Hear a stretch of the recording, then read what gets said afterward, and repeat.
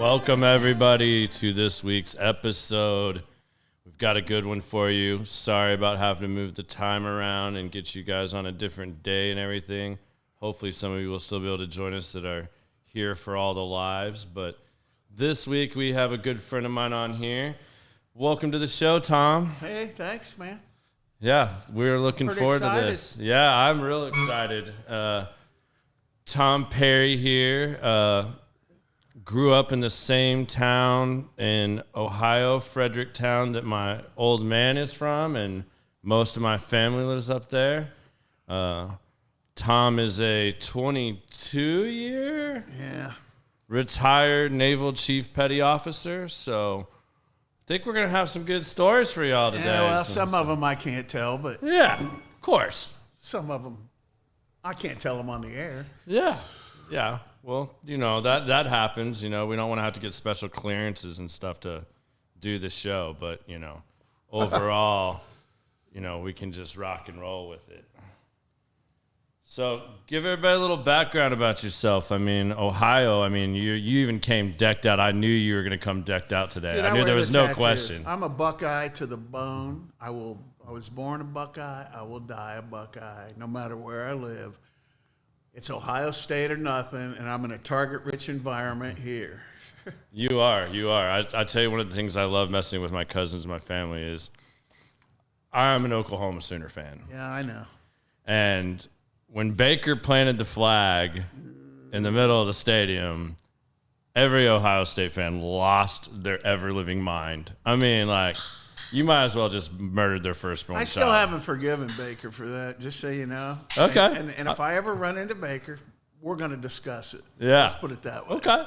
But what I really loved was, next year, your beloved Cleveland Browns draft you with the number 1 draft pick. Yeah, that was like getting caught having sex with your cousin. It was terrible. Not that I've ever had that happen to me before, but Right. we never got caught. No, I'm just kidding. Baker, I think Baker got a raw deal. Baker's a good quarterback. I think he got a raw deal. I think Baker's an okay quarterback, even as a fan. I think Baker was a very good college quarterback. I don't think he had what you need to have to be successful. As soon as they shut down his running abilities with his size, that puts him in a box, and that's why he's a great college quarterback, but I don't think he'll do anything else in the NFL. Yeah, I think you hit that one right on the head. Yeah. But it was very awesome. But he's still watching got a him. talking to coming if I ever run. I hope I'm around for this because I would personally love to be there to see what you have to say to him. Yeah, well, it'll be colorful. Let's put it that way. So what is it about Ohio that you love so much? Obviously it's your hometown, but like you have traveled the world. As a Naval Chief Petty Officer, you have seen more than your average person. Yeah, I've lived probably 4 lifetimes in my life and been places that people can't even pronounce. But the one thing about Ohio and Fredericktown especially, I was born in Mansfield, and we moved to Fredericktown when between my 8th grade and freshman year. Okay. So let's paint a little bit of a picture of this for people, because a lot of people, even though we're not talking about traveling outside the United States, a lot of people have no idea where Fredericktown is in Ohio. Right. Fredericktown is what would you say the population of Fredericktown is? 2,400. 2,400? Okay. All right, 2,400, and that's not counting the Amish, because we got Amish everywhere back there. And like how many people were in your graduating class? The 110, the largest to ever graduate from Fredericktown High School. Yeah, I was going to say, I think my dad said his was like 30 or 40, if I'm remembering that correctly. You know, one of the things that I loved about it is when I was going to school there, we never had parent-teacher conferences because the teachers lived in town. They lived in your neighborhood. They ran into your mom and dad at the grocery store. Yeah. Parent-teacher conferences took place weekends, on every weekend, just about. It's just the way it was. Yeah. You know? The thing that was different about Fredericktown, I think, was everybody policed it. There's always that clique group of adults that determine where everybody's going to go and what they're going to do. they didn't really think much of me or my brother. My sister had it pretty good. We paved the way for her. But my brother and I, we were supposed to go to Shawshank University up in Mansfield. That's where we were supposed to graduate from. Now, we proved them wrong. Yeah, I would say, I mean, you both did. I mean, and he's making a reference to how, like, Shawshank was literally filmed there. That is the correctional facility there that, I mean, you probably know better than me. Ohio State Reformatory, Mansfield, Ohio. What other movies were there? I mean, there's been a lot of famous movies filmed up there. Tango and Cash was filmed there. Brubaker was filmed there. And now they do like a bunch of tattoo shows and concerts and stuff. And Halloween's real big there. You can, from what I understand, you can rent cells out there and stay the night. That would just be creepy. Yeah, it'd be. I think I'm out on that. Well, it's a creepy place to begin. But when I was 12 years old, I was at that age where I was about ready to get in trouble and stuff like that. And they took the electric chair around, the capital punishment electric chair. They used to electrocute people, and it was just on display. People could go out there. My grandfather took me out there. Well, the guard that was running the thing, he let me sit in it, and then they locked me into it, right? And at 12 years old, you want to talk about an eye-opening experience, something that'll change your life? When your grandfather leans down and goes, son, this is where you go when you fuck up. 12 years old, that paints a picture. I didn't get in any more trouble after that. I was like, okay, I don't want to end up here. Right. And Grandpa was old school, man. Hillbilly from Kentucky, Olive Hill, Kentucky, came up to Mansfield to work in the steel mill. That's the way it worked. That's the way it was. Yeah, but your dad did that as well, right? No, my dad was a steel worker. My real dad was a steel worker. He passed away. He liked to party a lot, I guess. That was his thing. But my stepdad worked for Kokosin Construction Company. Okay. That's the guy that taught me to be the man I am today. Okay. Right? He is by far. I've met presidents. I've met freaking, emperors, people all over the world, high-ranking officials and stuff like that. None of them could hold a candle to him. He was the baddest dude that walked. And he taught me to be fair. He taught me to be honest. And he taught me how to work my ass off. When I was goofing around, he was tough on me. And when I did well, he praised me. And I just, he passed away a few years ago. And I always just kind of wonder, hey, is he proud? Is he looking down? When he's not laughing at my ass, is he proud of what I'm doing, I know, I have the same. My father passed when I was 24, so I can definitely relate to that. That's it's going to happen to all of us, man. Everybody has a set amount of time. You're not going to get out of this thing without going. So. Yep, that's very true. And, I'm glad we're starting off here because, it's one of the reasons why, like, candidly, you and I don't know each other very well. You're a good friend of one of my cousins, and that's how I met you when he came down and finally visited Texas. Right. And I was like, man, this is one interesting guy. Yeah, well. And you've intrigued me from day one with your posts. I mean, like, you don't hold shit back, which I love. I'm very much the same way. You wear it on your sleeve. You put it all out there. And I've always felt like you were a very genuinely just good, badass dude. I'm me. Yeah. Okay. I'm always going to be me. If you don't like it, that's on you. Mm-hmm. All right.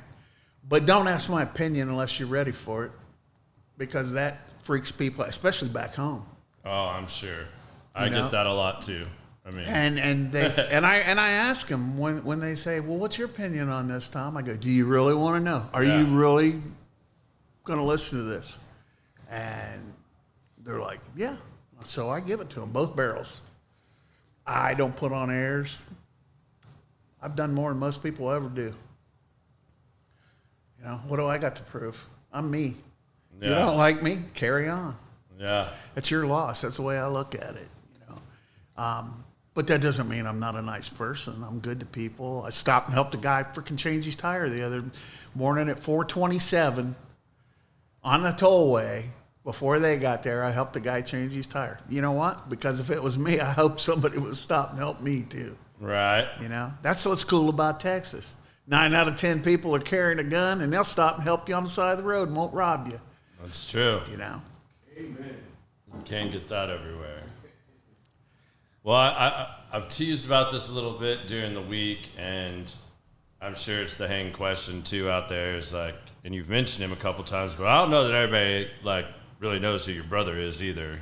And I feel like we'd be doing a disservice if we didn't talk about some of the great things he did in his life. I mean, I know he recently passed and stuff, and I know you two were like 6 and 7, even though you were on a ship the majority of your. Luke's my brother. Okay, he's the only brother I've got, or the only brother I had. And we came to the conclusion many years ago when I was stationed in San Diego and he was in LA that we could live right next door to each other and still not see each other just based on our schedules. Mm-hmm. We were doing our own thing.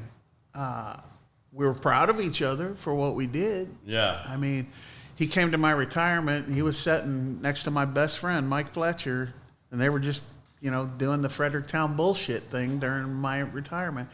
And Luke looked at Mike and goes, God, Tom went away in the Navy for 22 years and we thought it'd change him. And that son of a bitch turned around and changed the Navy. Like, that's how you do it. You take ownership of it. You guys were all in the military. You take ownership of it. You take care of your people. You have fun every day. If you can't have fun at what you're doing, even if you're getting shot at, you can have fun. A lot of us have experienced that, right? It's always something. But you build a bond with those people. And that bond is indescribable. And it's not written down, and psychologists can't determine what it is. But throughout the rest of your life, if somebody needs help, you're there to help them. Yeah. And some people try to take advantage of that. You let them know right away. If you're playing me, this is it. Walk away. If you're not playing me, we'll continue this on. I'll help you however I can. Right. But I'm not going to put my family at jeopardy to do that. Let's put it that way. Yeah. My family's the most important thing in my life. Right. And you got some pretty awesome nieces and nephews too. Yeah, I do. I got. So has that gotten you into wrestling? I have to know. Like, I've been into look. Where you were already into wrestling? Dusty Rhodes was our guy, man. All right. Son of a plumber, baby, from Texas.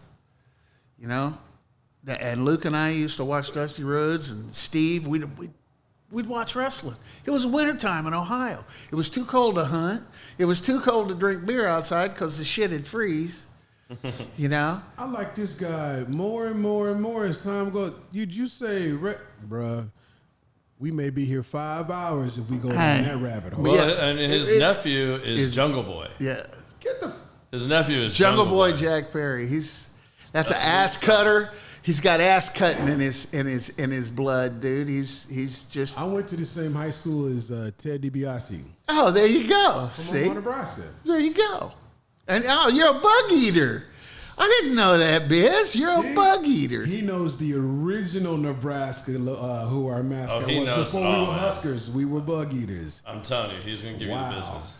Man, I hope they got a statue in your town. No, they don't need a statue It's of me. so funny, man. You know what? That's one of my favorite things to watch is Tom, like I said, he gives it to you real. Like, no matter what it is, and he even puts it out there. Like, he has no problem speaking his mind. I look forward to every time I see a post with his name on it. Like, I can't wait to read this. He can talk wrestling. And Jerry Blackwell, all those guys back in the best part is when someone tries to give him the business. Like they have no idea. I would think some of them do, but like they have no idea what they're about to get themselves into. And he's prepared for war. Like he's got the facts. He's got the information. Like he's ready to go when that said time comes. It usually only happens about once, and then they're like, no, we don't want to. We don't want to get into a conversation with him because I just take the facts and beat him to death with it. Yeah, you're too prepared for most of them. Everybody says being right all the time is not as important as other things, and I'm like, bullshit. being right is what it's all about. Yeah, know You your know, shit. and being right doesn't mean that my way is always right. I'm completely open to learning new things and learning new ideas and things like that. It's just that the problem I have is people today, they want all the credit and all the fame and all the freaking money from it. They don't want to do shit to get it. They just want their name on it. Yeah. You know, they didn't put anything into that. Yeah. You know what I'm saying? It's like buy your fame. I don't care about being famous. Fame is something that other people throw on you. Right? My brother and I had this conversation many times. He said if you took an apple and put it on TV, people would tune in to watch that apple. Just sitting there. That's because that's what they do. You know? Fame is generated by other people. It's not generated by the person that's famous.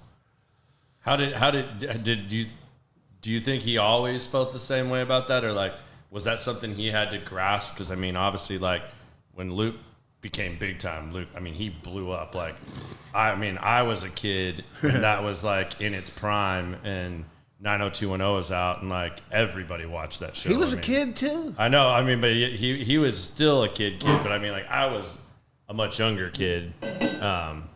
How do you think that affected him? I mean, like you guys obviously have the same upbringing, same, you guys very strong backbones and stuff like that, and like where you come from is very vital, I think, to that, like, and probably helped him a tremendous amount.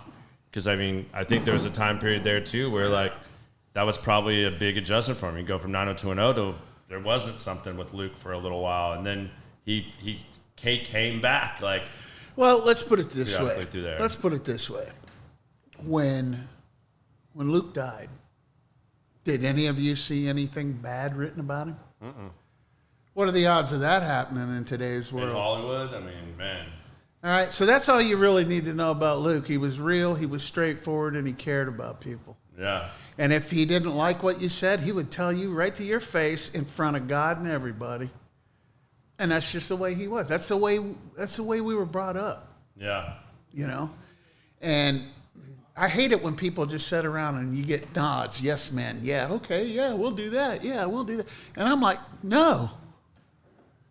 You haven't explained it enough. You haven't given me the details of how you want to do this. Right. So if I don't agree with it, it's not going to get done since I'm the one doing it. Yeah. You know? And he felt the same way. But a lot of that has to do with the upbringing of where we came from. Dude, that little town has produced so many great people. My best friend in high school, Don Smith, he was a first-team All-American for Army in the Kodak All-Americans. He came to Hawaii and played in the Hula Bowl and stayed at my house. That's right? awesome. We had a huge party with all these dudes. Jim Everett was there. All these guys showed up. It was just a keg party, regular military keg party at our house. And all these guys showed up, and they were cool. And they're like, man, this is awesome. I wanted to get them down, get them to tour the ship, but they had, they had prior commitments and stuff like that. Right. But, I've seen some pretty interesting people. Oh, I'm sure. And like you said, Fredericktown, as small as it is, I mean, I'm glad we kind of painted that picture for people. I mean, like, I remember laughing at first because, like, one of my other cousins, Lisa, as well. And the minute she saw that we were connected, she's like, how do you know him? I'm like, well, Craig came down. And when Craig and I were here, Craig went and stayed with him for a little bit. And I was back and forth picking Craig up and stuff. And we got to talk a little bit. And I said, and it wasn't until like much after the fact, they're like, you know who his brother is, right? I'm like, I have no idea who his brother is. I just met this guy like a week ago. And then Lisa was like, oh, well, I got to show you something. And I was like, she's like, do you know, like, before Luke left Fredericktown, do you know what Luke did in high school? And I was like, no, went to high school? It's like, no, he was the Freddy Bird. He was our mascot. I was like, I can't even picture this. And she's pulling out old pictures. Dude, I got a picture of my mom, my stepdad, me in my uniform. It was parents' night. Mm-hmm. And we're walking across the field. And Luke and me and Mom and Steve are walking across the field. And and he's in the Freddy Bird outfit, and I'm in the Freddy football uniform. And it was awesome, man. Yeah. It was like, wow, check it. But you know, Luke was always, he one upped everybody, man. Yeah. All right. When he came out as the Freddie Bird, right? He had the Kokosin Construction Company helicopter fly him onto the field, and they carried a big egg out of the helicopter, and he popped up out of this big egg as the Freddie Bird. And people, I didn't get to see any of it. I was in the freaking locker room. I didn't get to see any of it. We had a football game to play. That was, you know. But it was the talk of the town. And then he had this little Honda 3-wheeler that he would ride up and down the track during the game doing wheelies and stuff. People thought he was crazy, you know. And he was just Luke, man. He had a long leash, let's put it this way. And I was the tender of that leash. And as far as I was considered, my brother could do whatever he wanted. Did I have to step in sometimes? Yeah, but not for him. I had to step in and take care of the situation that he had brought up. Gotcha.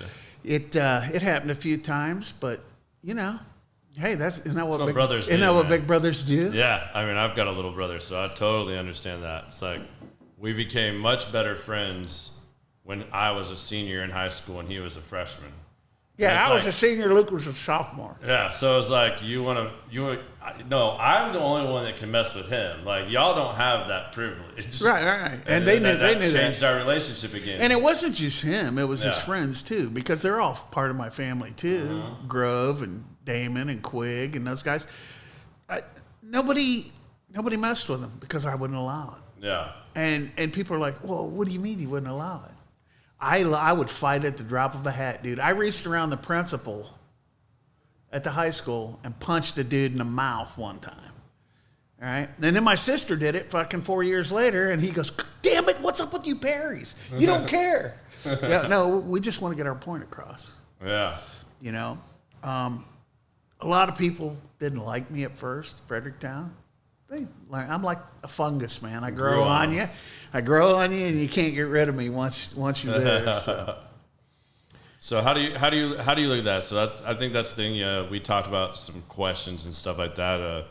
What we wanted to talk about and where we were going to go with some of the show. And I said I've never asked this question. I think now is the perfect time to ask it because we've kind of talked about how you've dealt with different things in life, and you've met a ton of people from all walks of life, the rich, the famous, you've been to every country probably around the globe damn near. So I've never been to Europe. You've never been to Europe? No, but I've been to 49 countries, and I've never been to Europe. Why not Europe? I was on the West Coast, man. I lived in Hawaii and San Diego for 22 years.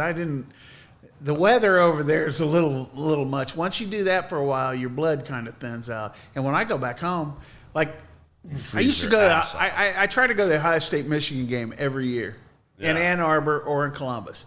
This year I wasn't going because tickets were $1,700. And you know what? I didn't pay that much to go see them in a national championship, so I got kind of set my limit there. But the cold weather kicks my ass. I'm glad I'm back there for that week when I go back. Yeah. But I'm so glad when I get home because even though it's cold here, it's nowhere near as cold as it was there. Oh, I'm the same way. Once I moved down, my last place I lived before Texas was Connecticut. And I mean, I can remember snowboarding in March with shorts and a hoodie on. I can remember in 1978 when we had the blizzard, right? Yeah. Semi-trucks on 13 were buried 2 feet over the top of the trailers. I mean, buried as far as you could see, right? Mm-hmm. We were out of school for a month. What do you do when you're out of school? You sled ride, you go out and play in the snow. And back in the day, man, freaking, they kicked you out of the house freaking as soon as you had breakfast. You're out, go do something. Yeah, and you came back in if the street lights came on or later. Yeah. You know? If you were a Perry, you came in later. Yeah, you came in later. Usually not wanting to say what some of these parents were going to come down and talk to your mom and dad about. But hey, it is what it is. Wow, I can't believe you've never been to Europe. All right, that's one of the few places I've been. I've not been to Hawaii yet. My little brother moved to Hawaii about 2 years ago, and we're going in January. And I love Hawaii, but Hawaii's crowded, man. It's too crowded. He's not going to be there much longer. That's why I'm going to go see it and see him before he Go see moves back to the see the stateside. Arizona. Go over there and do that. If it's they got it going again because it had some structural damage, but it's still the Arizona's still a commissioned battleship. If you look at aerial pictures of that Arizona Memorial, you'll still see fuel oil coming out of the side and on top of the water. It was topped off when it got hit. That's why it didn't explode. My uncle was in the Navy during Vietnam, and he was stationed there. So this June coming up, he's like 77. Right. But we're going over to Hawaii. Back to go in June, see, right? Where he's stationed, the Arizona. That's crazy. We literally just had this conversation yesterday about the trip. We're going this summer. When you see it, it's going to freak you out at how small it is. It's like Dealey Plaza. If you go down and see where Kennedy was assassinated, it's little. A corner. It's little, man. Yes. It's little. It's like someone's yard. It's small. Nobody understands that. But I drove by it a million times when I first moved here and didn't know what it was until somebody told me. Right. And Pearl Harbor's the same way. When you see there'll be a little thing across the street from the softball field. It's this little hut. It looks like a bus stop hut. Well, the movies make it look so massive. It's not massive, man. Pearl Harbor is little. Wow. You could put Jerry World down on top of Pearl Harbor. That's how small it is. Wow. And now there's a bridge that goes to Ford Island. When I was there, there wasn't a bridge. You had to take the ferry. And that's what that little house was for. The Mary Point Landing is right there. Well, that's where the frickin' Japanese flew right over and dropped their frickin' torpedoes. They dropped their torpedoes and it went in there. That's I'm a history buff, college football history, frickin', war history and stuff like that. And all these places that I visited, I went to see the war history. I've been to Nagasaki. I've been to Hiroshima. You want to talk about a humbling fucking experience? Go there and stand, and you're already American, and I'm a big dude anyhow, so I'm towering above these people, and they're all looking at me. I'm like, I didn't have nothing to do with this shit. I'm just here. Yeah. I'm just here to pay my respects and, things like that. But you still get the looks. Yeah. Is it true that they said people's shadows were permanently burned into the ground? Yes, you can see that. You can see that when you go there. You can see. Wow. That. They also have a giant Buddha that's sitting, pointing up at Ground Zero. Pointing up, and that.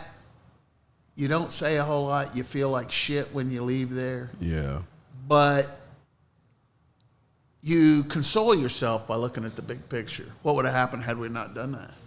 Because what people don't understand is those two towns were industrial towns. They were building stuff for the war there. Yeah.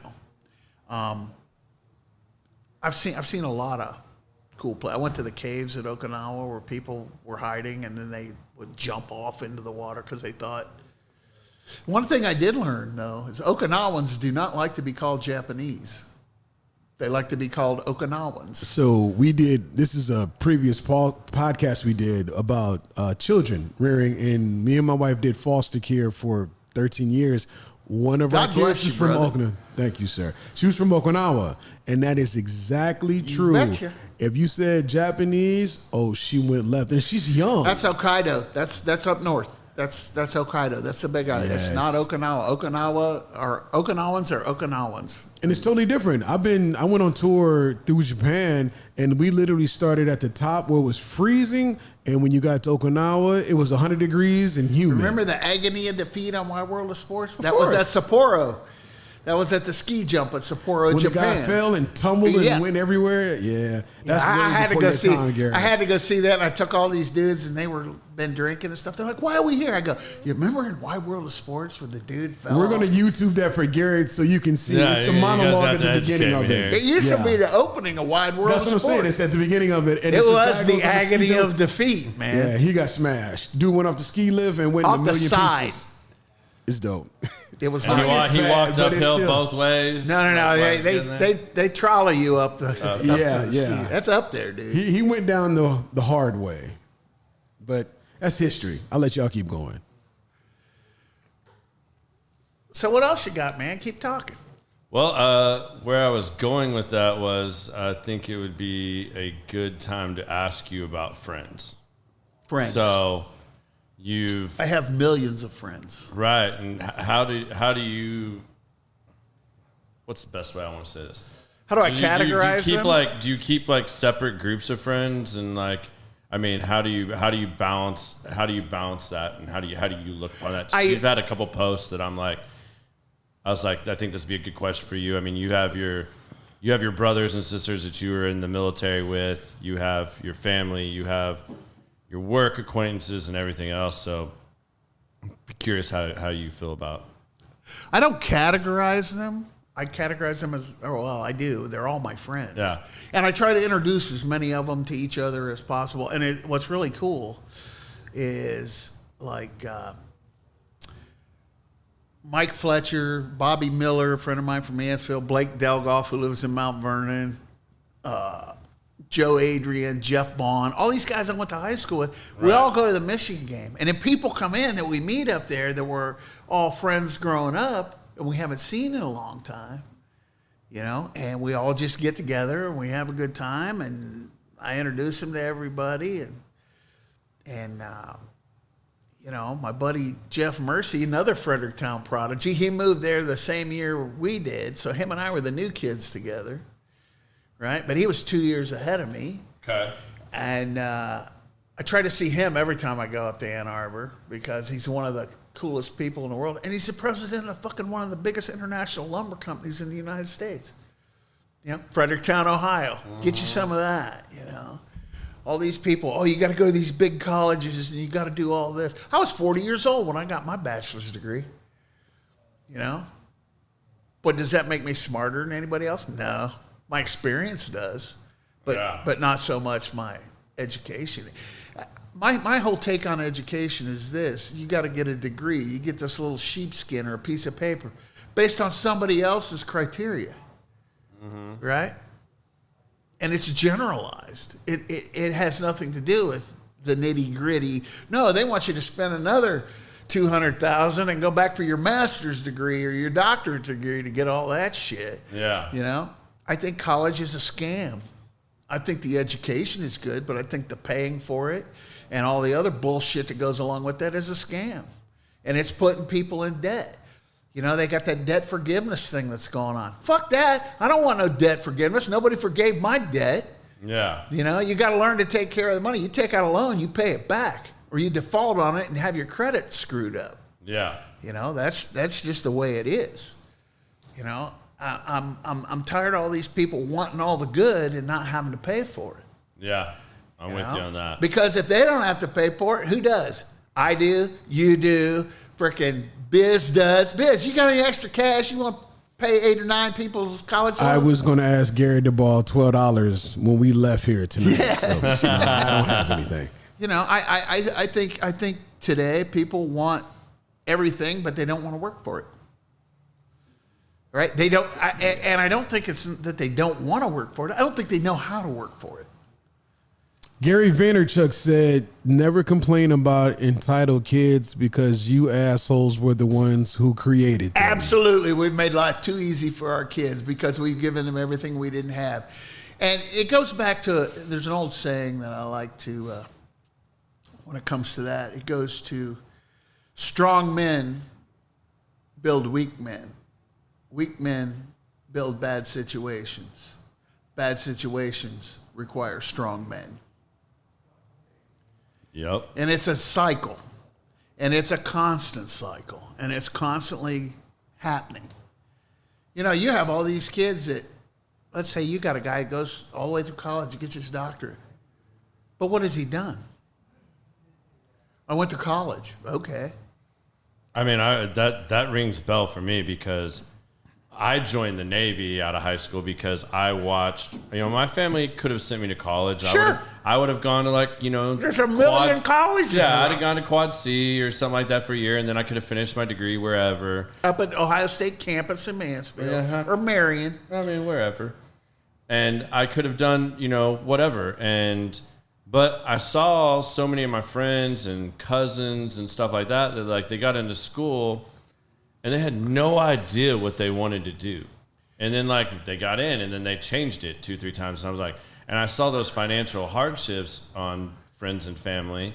And I didn't want to do that. Nope. And I was just like, that's not for me. So then I was like, well, I had some scholarship offers, and I was like, I don't know what I want to do yet. Like, I thought I wanted to be a lawyer for a while, and I was like, then I saw what lawyers had to do and the time they spent and the hours they worked, and I was like, yeah, I don't really want to do that.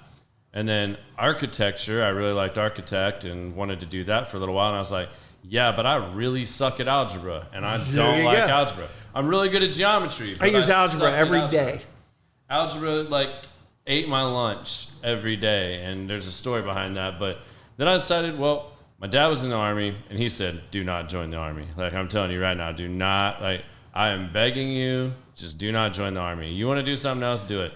And I decided to join the Navy because my grandfather was in the Navy. Yes, he was. I'm going to keep this story short for right now. We might dig back into this, but I didn't have a good experience in the Navy. I went in with my best friend. We got all the way through boot camp, essentially, and they didn't want to honor my job. You know, and I signed a contract for 2 jobs. They came to me when I was just a few weeks short of graduating and were like, you're going to go to the Marine Corps and become a Marine and cross-train, and you're going to be a field medic. And I was like... Corpsman. I'm like, no, I'm not. I don't, if anybody knows me, I do not have the stomach for that, first of all. Like, right. That's not anything I want to do. Like, I'm not the type of person to be sewing up somebody or trying to deal with somebody. I mean, if I had to do it in the situation, fine. But that's definitely not going to be my day-to-day job. Having to do it 50 times a day? Yeah. No, not doing it. So I was like, well, you can give me that other job you offered me with the bonus that I turned down because I didn't want to be on a sub all the time, because I scored really high on the ASVAB of picking out stuff out of patterns. Right. Like and they wanted to put me in like decoding and all this stuff and put me on a sub. Subs are voluntary. $40,000 sign-on bonus. That was a chunk of change back in the day. Yeah, it was 98, and they were like going to offer me that, and I turned it down. I was like, no, I want to be a gunner's mate or an underwater welder, because I wanted to drive the ships that brought the Navy SEALs in, the little speedboats. Zodiac, yeah. Ribs. Yeah. Rigid hull inflatable boat, rib. Yeah. RHIB is what they call them, rib. That's what I wanted to do. So I didn't do that. And then when I came out, I got right into insurance. And my mom got me into the insurance world. And I started mail world. I started off in the mailroom. So, and then I worked my way up to a claims assistant, then a claims adjuster, and then got into property and casualty. And, you know, it just kept on going. But where I was going with that is, like, by the time this is happening and I'm now an adjuster and I'm making really good money for somebody that does not have a college degree in the early 2000s, and all of my high school friends are now graduating college and entering the workforce, guess what? They can't get a job, because every time they go and apply, they say, you have no experience. And I'm like, well, I got all this experience, but I worked my way up. But none of them wanted to take that lower job because they had student loans and all this debt and stuff. And they're like, right. I can't. Like, which is another hurdle. Well, you can. It just means it's going to take you long to pay it off. Like, but you still, just because you have this piece of paper in the corporate world, they'll tell you have to have it in a lot of jobs, but then they'll also tell you don't have any experience. So what's the lesser of two evils? I'd rather have the experience, because you know what? I feel that you can teach yourself a lot by putting yourself in situations and experiences. And if you take it upon yourself to read a little, do these other things, and follow whatever you're interested in, you can learn a whole lot more than trying to find some set curriculum that's for just the general. How much of the experience that you gained in your lifetime was experience that you wanted to get, or was it experience that you were told you were going to do? To experience. I mean, it's probably a good 50-50 mix. Right. I remember the first time I ever drove a dump truck. It was full of frickin' number 2 gravel, and I had to drive it from Armentrout Road to Danville, up Fredericktown Amateur Road, and it was covered with nothing but ice. My old man, my stepdad, was in a dump truck in front of me. He goes, this is what you're going to do. Follow me. When you start going down a hill, he goes, open it wide up. He goes, don't touch your brake. He goes, you'll get there. I was 14, driving a Kokosing dump truck full of gravel to Danville. Right? Good thing it was a Sunday and nobody was on the road because it was so cold. But that was how my old man was. And then he's like, see, that wasn't so bad, was it? Because tomorrow you take on a backhoe. You got to learn how to drive a backhoe. I learned how to do all that shit. I used to tell everybody, that was mine and Luke's moniker. Hey, we're Steve Bennett's kids. We know how to do anything. If we don't, we'll go over to Kokosing and find out how to do it. And in case people don't understand, Kokosing is a construction company in our hometown that employs probably 30% of the people around there. And it's massive. It's huge, but it started out with 3 guys and a frickin' tractor and a frickin' pickup truck building basements. Bill Burgett started doing stuff like that. Him and, oh God, who was it? I forget. Anyhow. Yeah. That's a long time ago. That's super interesting. And it's amazing how, like you said earlier, like these small town people, like you don't have to get to the big town. Like No. you can learn and do and form and shape yourself no matter where you're at. That was It's just you taking that upon yourself. And I think that's one of the big things missed today is, like Biz alluded to earlier, these kids have been given everything. They've been given participation trophies. They've been given I'm not a participation trophy fan. everything. Like, it's just, you've got to earn some things. And taking an L isn't the end of the world. Right. You learn a lot from taking an L. Yeah, you do. You do. I wish I could pull up my my buddy Donnie's. He got inducted into the West Point Football Hall of Fame. And he was talking about our senior year, the only loss we had. It was against Loudonville. And he said in his speech, he goes, I looked at my best friend and I told him, we're not losing another fucking game. And we didn't. And you know what? When people of your peers sit down and do something and you listen to them and you buy into it, you're going to be successful if you put the effort forth. You know, teachers tell all these kids today, you can be anything you want. But the part they leave out is if you work your ass off for it. All right? That's the part they leave out. Yep. You know? And I think as somebody in 2nd or 3rd grade, when you're trying to figure out what's going on in the world, I think that's when it needs to be taught. Yes, you can be a straight A student. You're going to have to work your ass off for it, but you can be a straight A student. I'm not going to give you anything. No. But people are real good about putting that word out. You can be anything you want, but they're not good about finishing up on that, telling them the other half of it. I got in trouble one time. I went back, talked to a bunch of kids at the high school, and I'm sitting there and, you know, I'm in the auditorium. There's a whole bunch. And I said, your teachers are going to be mad about this, but you can't be whatever you want to be. I said, if you don't have a backup plan, and I had them, how many of you plan on going to college? And like 90% of the student body raised their hand, which was what? 60 people? Yeah. Something like that. Anyhow, they raised their hands. I go, what's your backup plan? And they all looked at me like I was goofy. And I'm like, 90% of all college people that fail out of college fail out in their first semester. 90% of people who fail out of college fail out in their first semester. You're still on the hook for them loans, but guess what? You're not going to school anymore. What's your backup plan? You going to let mommy and daddy take care of it the rest of your life? Nah, don't think so. And today, it's the same way. But it's different today. You can't get 2 guys and go out and get an apartment together. Because apartments cost a freaking house note today. Yeah. $2,500 to $3,000 a month. Come on. Yeah, for an efficiency apartment. For an efficiency, right? Yeah. So they've taken that ability for people to get out and do their own thing and make their own way and make their own mistakes and learn, get their experience from their own lessons. They've taken that away from them just due to raising the price on everything. Everybody's wanting to make a buck. Well, there's only so much money, right? Or we can print some more, It's no Yeah, big deal. we print it, but is it worth anything? See, Right. that's the problem we're running into now. Yeah. But nobody wants to hear that shit. They just want to hear what the news is putting out. And Don Henley wrote that song, Dirty Laundry. Well, he wrote that song about some pedophile bullshit that he was involved in, and I didn't like him from the get-go because of that. If I could personally go and take care of all the pedophiles in the world, I would. I'm adamantly freaking bad about that.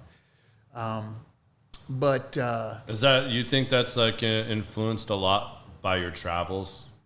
yeah, because you know what? It's not just in America. Like, it's not just in America that pedophilia is frowned upon. So, okay, you can understand that right now. Yeah. It's frowned upon globally, all right? But you have these so-called clubs, these so-called little gangs, these so-called elites, 1%ers, that they think the rules don't apply to them. You know? Giselle, what's her name, has been in prison for how long now? How come they haven't released the list of all the dudes that she knows were clients? Yeah, that pay. Well, because they're all sitting in Washington, D.C. at a desk right now. Is the thing, and I don't have a problem saying that. That manifest on the airplane, a lot of names that are on there familiar. Yeah. You know, I mean, I don't think you should. I think you should leave kids alone. Yeah, you know, it was. Man, I can't believe I'm gonna do this, but I'm gonna do it anyways. See, I got him off track now. No. It's not. I'm not off track. It's just funny that you brought this up yesterday because I listened to one station that talks about sports and other things, and then there's a whole other group of my friends that listen to this other station. I'm not going to give either of them any like name, love, recognition here, but the one that I don't listen to, and part of it is because I think they talk about a lot of stupid stuff that doesn't apply, and they bring up just some weird stuff that, like, what was the purpose in bringing this up, and what was the purpose of like throwing this out there if you weren't going to do anything about it or follow it up? And I'll go to this. So said friend calls me, want to know how you'll answer this. I said, okay, what do you want? Ask me the question. I mean, he called me 3 times and we played phone tag, and I'm like, this is one of my best friends, and like I literally almost like thought something was wrong because he normally doesn't call me back that many times. Like, we don't play phone tag like that. Like, right. Usually, and at some point you'll just leave a message and be like, hey man, I was just, no big deal. Call me when you get a chance.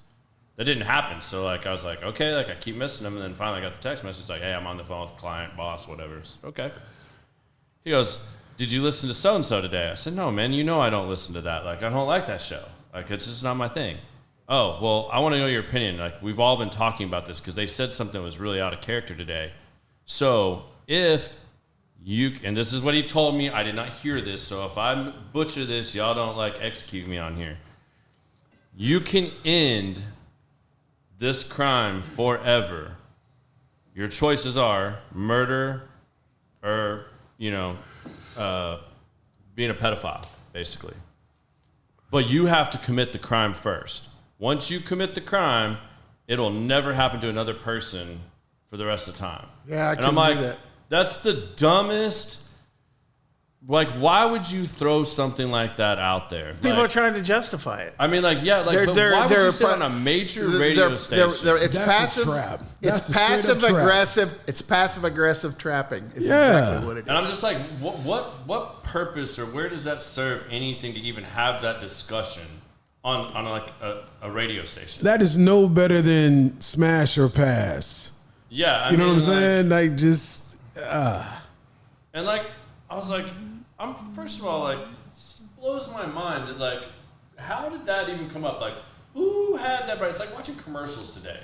Who had this great idea? Like, how did you sell them on this commercial? Like, they're not even good. Like, it doesn't even make sense. Like, you're not even making me think about what you're actually selling. Right, Like, the product. I remember how good commercials were in the 80s and 90s. And, like, Watch the Super Bowl. iconic. The Super Bowl was awesome commercial. I mean, half the time then- you were and just then they there don't- for the commercials. Yeah. You didn't and give then a they damn don't about the show game. them anymore after that. And I'm like, wow. It became what you said earlier. Now that is all. I'll open up a bigger can of worms after I make this statement. Open the But worms, baby. It became I like fishing. about the money. So think about this. They've been talking about Christmas since September. You started seeing Christmas advertisements, stuff. It was Labor Day. Everybody's trying to make up the money that they lost the past 2 years for their COVID bullshit. I mean, we're giving out Black Friday deals in July. Yeah. I'm like, I'm not even thinking about Christmas. No, Yeah. I'm thinking about freaking going to the pool or getting out of this heat. It's 108 degrees outside, Yeah. and you talking about winter saving sales. Man, if they You know- start playing the Christmas music and shit like that early, I listen I'm to the gonna Christmas. lose my mind. Here's what's crazy. To get myself in the right mood, driving to work every morning, I listen to the Christmas station and driving home. Starting Because- when? Yeah, but starting when? Yeah, starting when? Probably since I moved here and found it. I don't know. I've been I mean, listening like every morning? every morning. It's on my So it's radio. already started, is what he means. Is it It's already going. You're already Because doing we it. have a big It's debate already- in my family about this all the time. I'm like, And the Thanksgiving's reason- not even over. And the reason that I listen to it, I because I was in the Navy so long, I kind of look at it as a holiday season. And to me, the holiday season starts as soon as frickin' Halloween's over.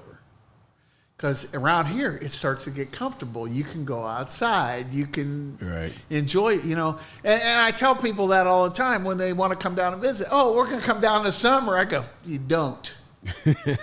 I said you'll never want to come back. I go, come down in the fall. Yes. Come down in the fall or the spring. Don't come down here in the summer because in the summer we're inside. I was a photographer for a wedding company when I moved down. And you know when they had weddings? May, April, October. Yes. That's it. You don't have June, July, August, September Hell weddings in no. frickin' Texas. It's No. too hot. No. Well, they have them, but, Not as, so I wanted to cover something.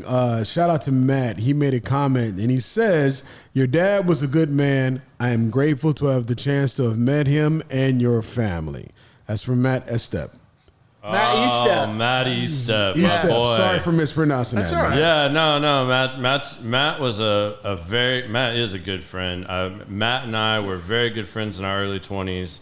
Life kind of went our own ways for both of us, and we've recently connected again on Facebook here in the last few months. So. Well, it looks like he's watching you right now. Yeah, man. Good. Hey, good Matt, to see how you doing, brother? Yeah, Matt's a good kid, man. That's a cool cat right there. So I might know some of his relatives. he's got a brother around here. I know some Easteps in Mansfield. I mean, I don't. We never had that conversation. Matt, you can chime in if you have some. I mean, I know he's got a lot of Cajun blood in him, so I don't know. Like, You know what? That's he's got okay. that crazy Cajun stuff going on. So I don't know if he had anything that far We north. call that inbreeding. I love it. Hey, how's those Horned Frogs taste, Matt? Just curious. Just throw that out there. Even though you did goose egg my Sooners this year. Yeah, well, if you're not rooting for the Buckeyes, you really shouldn't be on this page. Oh man. You know what? I know I'm going to listen to that like all the time. Like, and it's funny too. Like I've said this before. My aunt and them. Why was Ohio Stadium built? Who was the key catalyst behind Ohio Stadium? Do you know that? I have no idea. Young man named Chick Harley. Yeah, Chick Harley. Look him up. Chick Harley was the reason that Ohio Stadium was built. Well, our football team sucks so bad that it's not even worth mentioning in this conversation. So, next subject. What do you call you guys? Bug eaters? Yeah, Nebraska Hey, was you the know bug what? eaters So before they funny. were the You know what? Cornhuskers. I didn't know that. I You're can't gonna wait to get drop there. that on Yeah. Pops. You're going to get there. I'm telling you right now. It's I cycling. think we have more coaches than we do players that come in and out of that program. Right. Literally. They get a new coach every 3 months. I wasn't too thrilled with the Scott Frost firing, by the way, just so you know. I think they should have let him go throughout the year. But you know what I heard? So I do have a lot of relatives that played in You got Nebraska. inside. And Scott wasn't showing up for meetings on time. He was ready to go then. He wasn't coming to practices, and they said he had a really lackadaisical approach to what was going on. And the biggest deal, I make the joke, but in order for Nebraska to win again, they need to do two things. Get Tom Osborne's old ass up out the house, put some cups on him, and go hire all the thugs and criminals that can run the hell out of that football. Miami did it for years. Yeah, that's And called they being a won. hurricane. And they won for years. They Said you got got Hall a of record? Famers. Oh man, did you just rob? Man, come on, play for Nebraska. You good? And I remember when Ndamukong Suh first went there, and his family had money, so he was already driving Range Rovers and stuff. He wrapped his Range Rover around a parked car downtown Lincoln. Nobody heard about it. Oh, isn't that something? You Swept know what? under I the don't have a rug. problem with that. That happens in every. And I don't have a problem with that for Exactly. one They take reason. care of them. Those guys are kids. Even the seniors are still kids. True. All right? I think that not only in college, but in the pros, the rookies and these young kids should have handlers to teach them how to speak to the press, to teach them what to say and what not to say about the team and what's going on inside, you know? But who is the actually only people that get at them to teach them anything? The finance guys. Yeah. Let's teach us what to do with your money. Yeah. Not how to act, Yeah, not how to handle the and here's, thing. and here's the Sign deal. here and Let's we'll help teach you you. take care of Let's it. teach you Yes. what you can do for your money with your money, so you can send some of it back to this institution of higher learning. Yeah. That we're still going to charge people $200,000 for their degree. I'll say it. I don't care what nobody says. Nebraska football is ran and owned by the Booster Club. You betcha. That's it. They've had All of the quarterbacks in there that college shouldn't be footballs there, are. and they stayed You know there because that, Booster that, Club. that ain't even an elephant in the room. That's riding around on the hood of their cars, man. They all know that. Come on, Busy. You've been around long enough. Very I see them long. gray locks growing out your chin. They're here. They're right here. So there's wisdom all in this You room ain't right a now. shit. Even Garrett's in the club. Yeah. Oh, Young man, man I've that been he in the is. club. Yeah, I've can you imagine? He's only 22 years old, dude. Look at the gray on that dude's beard. No, I'm just bullshitting. No, it's all good, man. No, He has I a fun life. I started getting it in my beard very early on, like, and I didn't always have a beard. Like I had the goatee forever. Like beard was kind of new. I got inspired by my little brother when he moved out to California. And he had a weirdly better enough. beard than you, huh? He grew this massive beard, man. He moved up in the mountains in Cali, and I showed up. Isn't it amazing once you and he get had out hair of down Cali to- he had cities? hair down to here. He had this massive beard, and he was wearing skinny jeans. And he had like a pick comb in his back pocket, and I'm like, bro, what is wrong with you? It's from a beard. He's like, it's from a beard. And I'm like, you gotta. I be keep mine shitting cut me. short. I haven't. My wife would be a lot happier if I kept mine. Like this. I keep it like this. It's crazy. I use just whatever. Beard is a big business now because It is. It's only huge. reason I grew my beard in was because of No Shave November. Then I'd shave it back off and go with the goatee. And then one day my wife was like, I like that. And I kept it. Now look at it. Most men have beards. What do you have pseudofuniculitis barbae? I have no what the hell. That's the bumps. From No, I don't. Okay, you know what I'm talking about. The bumps. Brothers get the bumps. Yes, black guys get bumps. I'm lucky. It's because the hair turns back in. It curls. I have a curly beard, but ever since I started grooming it, I groom the hell out of this thing. So I may get one every once in a while, but for the most part, no shave bumps, no anything. But I've been shaving since the Army. Even when I had a baby face, I didn't have a hair on my face. So that's what most Dude, I guys used are. to watch it. Dude, we'd be in the we'd get out of the shower and shit, fucking on the ship. We'd be getting ready. I'd see my buddies over there with this little fucking this fork pick thing. And he's just like digging this shit out of his chin. And I'm like, what are you Yeah, doing? He goes, hair "It's bumps." Bumps, man. Yeah, because Ingram, you see guys will pull a 3-inch hair out of there Oh, if they yeah. let it go too Oh, long. yeah, it's bad. It's bad, but it's just because the hair grows curly. I was always glad I was a hillbilly because of that, man. I always just had There it trouble with like. is. this There it stuff. is. Solar panel for a sex machine. You were talking about that earlier about like guys and young girls, and we were talking about that. I always ask the guys this because I'm 58 years old. Like, what would you do with that if you got a hold of it? What would you do? It'd wear your ass out. Real story. A guy, when I moved here, my very first photo job, guy was about 56. She was about 22. I did their engagement photos. And when 4 months later, I was like, okay, ready for the wedding? He's like, nah. He said, I was popping so many blue pills. Yeah, I couldn't keep exactly. up. He had money. He worked for one of the big Texas power companies. You're right. I mean, John Legend sung at the engagement party. That's the kind of money he had. That's money. That's money. But he said he I just asked physically him to couldn't do it keep as up. a friend. Hey, Man, I was like, I don't even know the dude. did she keep the ring? He said, yeah, that was severance. I'm like, okay. There you go. Was it worth it? Did you buy a cheap ass ring? That's what I'd ask. No, I actually, when this is over, I have their photo on my phone, All right. and you'll see We'll the check size of that the out. rock. Yes, he didn't get off easy, but it was nothing to him. You know, one of these days I want to have you guys over to the house. Yeah, I'm down. Because I Word. throw down the meanest smoker you ever seen in your life. I can smoke anything. I was taught when I moved to Texas, you know how everybody grills? Yeah. Yep. They like propane or charcoal. I had this fella live not next there. door to me. His name was Dennis. We called him Ducky. Great dude. He said, son, you need to go buy a smoker. And he went with me, and I went and bought a little smoker. He goes, barbecue in Texas is not something you do with propane. Wood. And it doesn't take 10 minutes to do. He goes, barbecue in Texas is an event.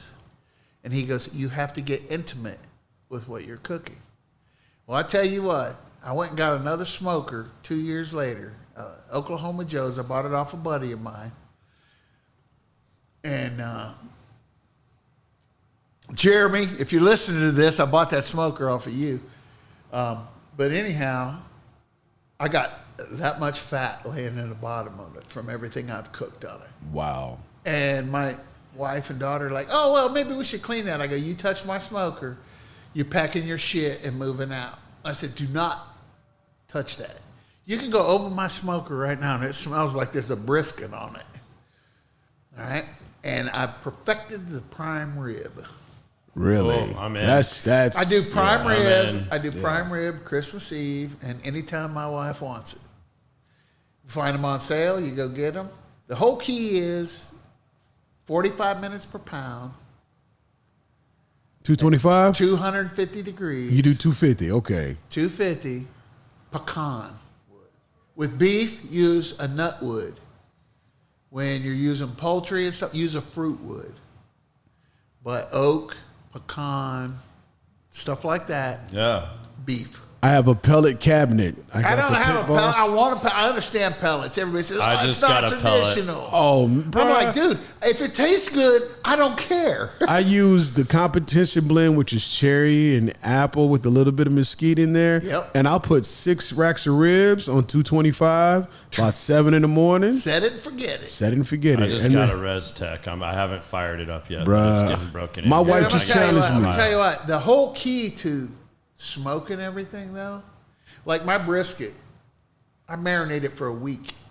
Oh, wow. I stab the shit out of it with a fork, and then I put onions, lemons, limes, oranges, Acidic. and the Right down cheapest Italian salad dressing I could find. And I pour them into a big 5-gallon bag. And I put the brisket in there. And I don't put the rub on it until the day I cook it. But I flip it every day for 7 days. And then I take it out and set it out that night and let it come to room temperature. Right? Because it's been cold for 7 days. I put it to room temperature. And then I take it out and I put it on the smoker. 14 hours, 250. You take that off, it's better than any competition I've had to do. And I used to judge. For 10 years, I was a judge at the brisket cook-off in Little Elm. And I'd bring my brisket over there and I wouldn't let them have it. And they go, man, this would win hands down every time. I said, nah, this isn't competition. This is love. This is eating food here. This isn't Yeah. to show people what you got. This is to say, come sit down at my house, break bread, and eat this. And if you need a nap, go lay down. Yeah. Okay? Man. I've had a friend of mine that does his ribs. He actually marinates them in Dr. Pepper. Yes, I've heard that too. I've Dr. had Pepper ribs first. Yeah. done in Dr. Pepper. And I was like, what I've learned about ribs after I wrapped them, I didn't realize the resting part after you bring them out. Yeah, you have to let them Don't rest. touch.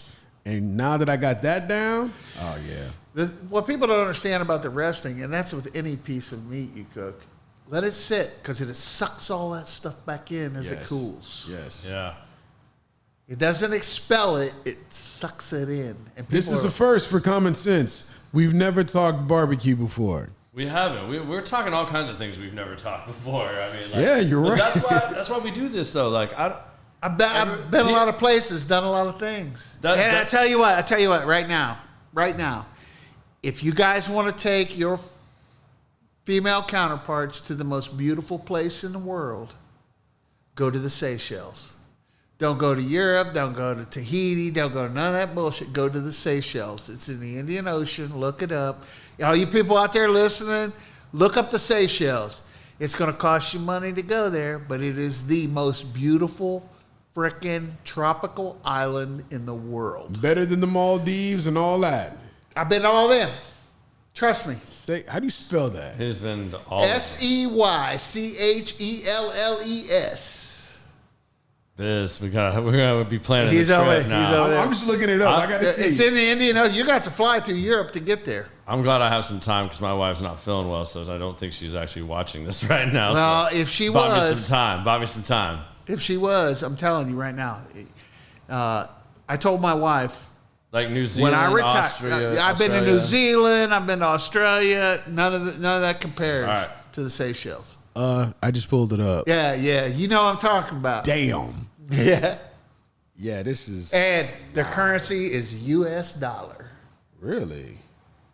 All right, so since we're back on travel, did you notice this when you came to Texas? Because it stood out to me, and like I've said this before, my in-laws made fun of me when my wife and I got married because at the time I had never been anywhere other than Canada and Mexico. Right. And when I went there, you didn't need a passport. No, same here. So now her and I are getting married in Aruba. I got to get a passport. They made fun of me. They're like, you seriously don't have a passport. My wife was I very- don't have a passport. My wife was fortunate when she was growing up. She got to travel a lot of places. She's, My wife has a passport. My daughter has a passport. Yeah. I do not have a passport. I got a military ID card that says retired, and that's all I needed to go anywhere. yeah. And you know what? I really don't have the hankering to go anywhere outside of the United States. I've been everywhere else. You ain't in the mood for All right, 12 so and you- 18-hour flights anymore.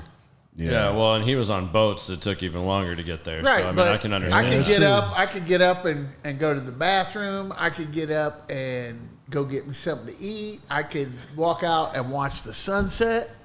You know, all that stuff. And I Yeah. did it every night. The thing about the military, anybody out there that's listening to this that's on the verge of deciding whether they should stay in for a career or not, I'm telling you this, do it. It's worth it.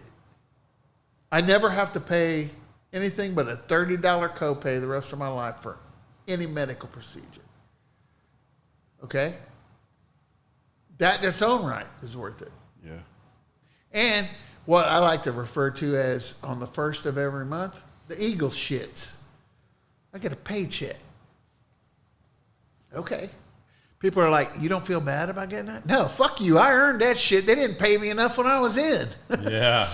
I earned that shit. Yeah. And I hope I live to be 100 so I can get, you know, All of it out. More 60, of it. 60 years worth of freaking money out of their ass. So when I moved to Texas, something that amazed me, even if you haven't traveled to other countries, the amount of people in Texas that have never, I mean, granted, Texas is huge, but the amount of people that have never left Texas, It's true. it's amazing. But you think about this, right? We got 7 different ecosystems in Texas.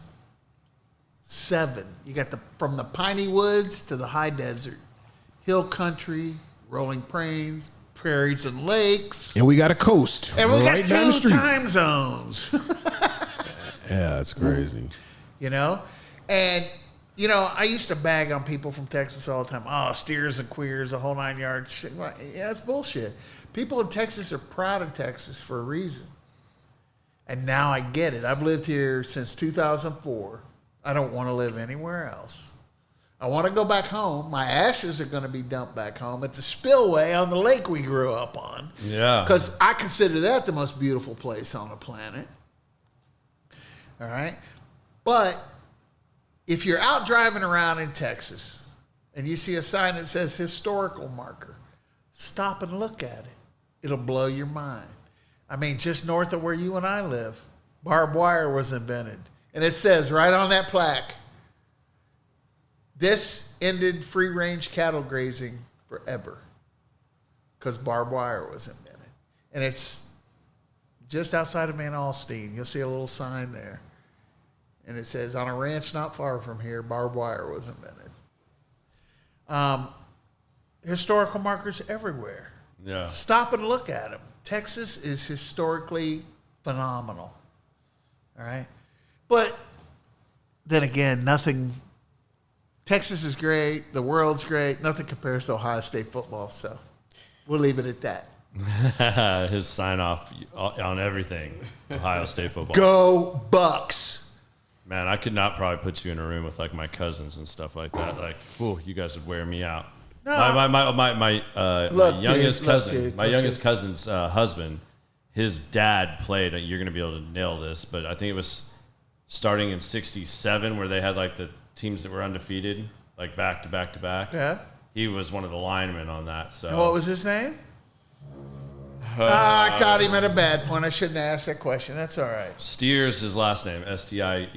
Yeah. Or Steyer. Steyer. Steyer. I think his name's Mark. Mark Steyer. Offensive Totally. guard, I think. Yeah, I think you're right. I think he was a right guard, Yeah. if I'm not mistaken. Linemen are the best. You know, preacher don't- now. People don't understand this. Offensive linemen are the smartest people in football. Period. End of discussion. They have to be. They have to know everything. They have to know what the running back's going to do. They have to know what the quarterback's going to do. They have to know what the defense is going to do. And they have to knock the shit out of somebody every play. All right? You always see this, linemen talking, pointing their fingers. Okay? They're telling the other dudes, I got his ass. You go take care of the other dude. Yeah. All right? That's what they're saying. I gotta agree. I was an offensive lineman. So was I. And I was smart because after 3 games, my ass quit. No, I didn't quit. I kept got going. beat up. No, I lined up against somebody's dad. I don't give a shit what Yeah. y'all said. Yeah, I dude was with in a 8th beard. grade, and this dude had a beard under his mask. I'm like, who let somebody's dad onto the field? And when that dude lit me up, I was like, nope, I'm meant to be a DJ. Where we grew up, dudes quit. had beards in frickin' junior high. Oh God. I hope Tony's watching this right now. I hope Tony is too. Tony, I don't know. I can see Tony just blowing up right now. He might have to go live on his own channel or Man, something. Yeah, he got him all walks pumped in- up, talking about how smart linemen are. He walks in and he blocks the sun. Yeah, Donnie Him and Smith, same Jonathan. way. Him and Jay, man, Whoa. man. Jay Imagine Scott, being man. lined up against guys that size all No. the time. I still can't imagine when Jonathan Scott told the story on the other podcast, like about the guy in college that spit in his face. You got to be a big son of a bitch to and have some serious he balls lived? to spit in a guy's face like that. I gotta ask him about that. Oh, dude, that's the well, one that he got might them not be pulled able to off. tell. I won't say what he said when what he called the guy afterwards, but you know, I mean, I can't even imagine. The dude has to duck to come in the door. I mean, he's a gentle giant, but I mean, don't take that wrong either. Don't get it twisted. I mean, I damn sure wouldn't want to spit in his face. I mean, that's a whole nother level right there. But, Sorry, man. I was looking at my phone. Oh, you good? I got Navy buddies asking me, hey, how far are you from this place? Yeah. I want to see you when I come in. Yeah. No, that's good. That's good. What do you think something you learned from your travels that changed the way you look at things or changed your perspective on? America is the greatest fucking country in the world. Period. There is no second best. America is the best. And the problem with America is everybody goes to these foreign countries and thinks they're in America and think the American rules apply. That's not the case. You got to go by their rules. You got to use your American knowledge and your wherewithal to understand that you are a visitor in someone else's country. And a lot of people, like the kid that, I don't know if you guys remember this, you might have been still in school, but over in Singapore, there was a kid, an American kid that spray painted some cars. Well, you don't do that over there. That's where caning takes place. Oh, I remember this story. Okay. Well, he was an American kid. He was over there and he thought he was being funny and shit. And he got 3 lashes with the cane.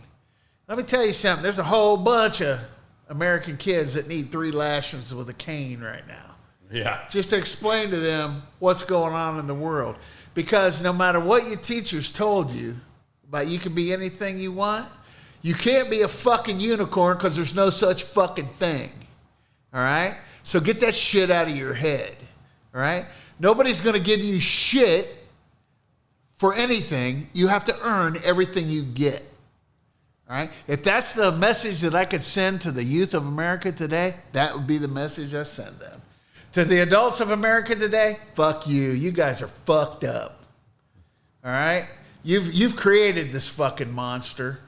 Now, what are you going to do about it? The worst thing that ever happened in the United States is when they took corporal punishment out of fucking high schools. Because whether you were the dude getting your ass beat by that paddle or not, everybody knew that somebody got a paddling. Somebody got whacked, right? Yeah. And they squared this shit away for a while. Did we not have a whole podcast? I know. on this I knew you were subject going to love right this. here. I was like, oh. This is what I'm saying, though. Like, he spills this kind of knowledge, like, regularly. I spew it daily. Like, daily. Get off your ass and do something because nobody's I going love to do it. it for you. It's like listening to Jocko's podcast, you know what I mean? But, like, Those dudes are amateurs. Yeah, but they have sponsors and paid stuff, so they can only say so much stuff, you know? Like, Yeah, I don't have Tom doesn't have any of that. Tom has Crown his Royal Facebook wants to page. sponsor me. Come on. Yeah. Tom will give you the business straight up every day, all day, and just share knowledge. You got to play golf with me, man. I'm terrible on the tee. I just talk shit. Oh, I can't wait. We got to do this. Yeah, Why we didn't will. you? You should have played with Craig and I. I I wore Craig out. You know what? I got to tell you something. Let's talk about his cousin Craig for a minute. He goes out and plays golf with him and wears his ass out. And, dude, anybody can beat a garden gnome. All right? Let's just leave it at that. That's the story I tell you. I told Craig, I him? want a pointy hat. I want you in a pointy Ohio State hat and a little Ohio State vest, and I want you to stand in my front yard when you come here next time. Craig's a little short, Biz. Yeah. And the best part was he got so pissed off at me because I sent this picture back home. Yeah. I took him to play at the Tribute. The Tribute is beautiful golf course. Right. It's the links. 9 in, 9 out, 9 in, right? And you know how tall the flags are, Yeah. right? I told Craig, hey, why don't you go pull that flag for me real quick? And when he was walking over there and got right next to him about to pull it, I snapped a picture of Craig. Oh, he's right there. The flag is almost taller than Craig. Yeah. And he was so pissed off at me when he realized They're what real I had short. done. And they're short because of the wind coming off that lake. But the Tribute is awesome because they play LPGA tournaments over there. All right? It's an exclusive club. I've been to a couple weddings over there. And, Yeah, it's a great place to play. you know, but it's I mean, on my it's lake. league style though, so it's You just can like walk the off. Europeans You do. can walk off like 6 and Flags are freaking about catch yay tall. crappie. Yeah, flags are So about while you yay waiting your turn, you go ahead and get you a couple catch the reel real Right. quick. Catch some fish. Hey, I got dinner. tall. Yeah, that's rich stuff right there. But yeah, we wore him out. Like, and poor Craig. Then we got to play Cowboys. I took him to play Cowboys. I got his 3-iron. I don't want to say this, but I'm going to say it anyhow. I hit his 3-iron the last time I played within 2 inches of the cup from 210 yards out. That's awesome. And I wanted to take a picture of it and send it to him, but I figured it'd send him over the edge and he'd want the son of a bitch back. So I went. Well, he's still crying about his shoulders and stuff. So like, he's not. You he's know not what, playing right. Craig? I have bone on bone in my left shoulder. My right shoulder's been surgically repaired 3 times. I still play and don't bitch. I think you just got called out, Craig. Yeah. I hope you're watching. I this. call him know out. you're I not, call him 'cause out every time Craig I won't can. get on Facebook and stuff I know. anymore days. He's so, scared. Yeah. Well, along those lines, Wesley just chimed in. Go Hawkeyes! Oh, really? I just thought I'd let you know. Do you get fries this is with that? interactive. Wesley, do you get fries with that? Here we go. I'm waiting to see if the little bubble pops up and he starts responding immediately. You gotta start I talking. mean, Wesley must have just jumped on because I don't feel like Wesley knows what he's getting himself into here. Like Wesley might have just like heard like the first early part of this and has no idea what he just. Yeah, jumped now into. Wesley's on board. He said, "Damn straight." And what's up, Adrian? Y'all, I'm gonna give a little because this is seriously one of my favorite things. I should be a sponsor for Cigars and Guns. I mean, Every week almost you gotta- every you gotta- podcast, I'm wearing one of these shirts. Is that hoodies. custom or is that coming? That's that was the this new one month. that came out last month. That's pretty Last nice. month. Man, Adrian makes the dopest T-shirts and hoodies. Like, I gotta catch up. it's good quality T-shirts. And if y'all missed out on that hoodie, I'm telling you, that hoodie is my new favorite hoodie. Hey, Adrian, if you don't make shit that says this on it, right here, this right here, Yeah. it's shit, dude. I mean, I could talk to a guy, probably make you a really good one. Yeah, I bet he could too. I mean, I we can write I don't wanna Mayfield on the create- back. I don't want to create any enemies here, but if I do, oh well. Anyhow, if it doesn't say Ohio State on it or Buckeyes or the, THE, Oh yeah, they do say It's the Buckeyes. You know? I'm going to say, out of all the times I've seen you, I mean, short of pictures of you wearing your naval stuff, I don't think I've seen you wear much that doesn't say Ohio State. Yeah, you, I'm pretty much. You are the billboard. I am the Billboard. Ohio State fan. I am the. You know, John Paul Peters, Big Nut, you know, the bald guy that's always dressed up. Friend of mine. He's a good dude, very Catholic young man. Gives out a lot of scholarships. Love him to death. Saw him at the national championship. He goes, hey, I got some more makeup out there if you want to put that shit on your head. I said, no, we're cool. I said, that's your gig. You know, John Chubb, Buckeye guy, the cowboy. Oh, yeah. I got a picture of me and him drinking freaking shots of freaking Fireball in Ann Arbor. It was kind of fun. We had a good time.